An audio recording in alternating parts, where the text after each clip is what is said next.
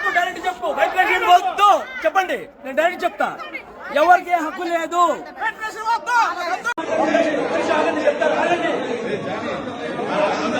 నిన్నటి నుంచి సోషల్ మీడియాలో టాలీవుడ్ సర్కిల్లో ఈ వీడియో అయితే వైరల్ అవుతుంది. Top choreographers Shekhar master and Jani master మధ్య జరిగిన ఆర్గ్యుమెంట్ ఇది. ఒకరి మీదకి ఒకరు ఎందుకు వెళ్ళినారు, అసలు అక్కడ ఏం జరిగింది అనేది ఈ వీడియోలో కంప్లీట్ గా చూద్దాం. Hey guys, welcome back to cinema matters. ఇంకా మీరు ఛానల్ ని సబ్స్క్రైబ్ చేయకపోతే ఇప్పుడే సబ్స్క్రైబ్ చేసుకోండి అండ్ నోటిఫికేషన్స్ ఆన్ లో పెట్టుకోండి ఇట్లాంటి లేటెస్ట్ అప్డేట్స్ కోసం. సో ఇది మెయిన్ గా ఎక్కడ స్టార్ట్ అయిందంటే, దీనికి main reason Telugu film and TV dancers association లో జరుగుతున్న ఇంటర్నల్ పాలిటిక్స్ అండ్ ఎలక్షన్స్ వల్ల స్టార్ట్ అయింది. సో ఇది కూడా ఒక టైప్ ఆఫ్ కమిటీ అన్నమాట. ఈ డాన్సర్స్ అసోసియేషన్ కి ప్రెసిడెంట్ గా జానీ మాస్టర్ భార్య సుమలత దేవి ఉంది. ఈమె లాస్ట్ ఇయర్ డిసెంబర్ లో ఈ రెస్పాన్సిబిలిటీ అనేది తీసుకుంది. సో రీసెంట్ గా అసోసియేషన్ లో బై ఎలక్షన్స్ పెట్టాలనేది ఆమె డిసైడ్ అయింది. కరెక్ట్ గా ఇక్కడ మెయిన్ ప్రాబ్లం స్టార్ట్ అయింది. అసోసియేషన్ లో ఉన్న గ్రూప్, ముఖ్యంగా శేఖర్ మాస్టర్ లీడ్ చేస్తున్న గ్రూప్ దీన్ని స్ట్రాంగ్ గా అపోజ్ చేసింది. సో ఈ ఇష్యూ వల్ల కాంట్రవర్సీ ఎంతవరకు వెళ్ళిందంటే, సుమలత గారి డెసిషన్ ని సేఫ్ గా అపోజ్ చేస్తూ ఆ డెసిషన్ నచ్చక అసోసియేషన్ లో ఉన్న ఒక 10 మెంబర్స్ వాళ్ళ పదవులకి రెసిగ్నేషన్ అయితే చేసిరు.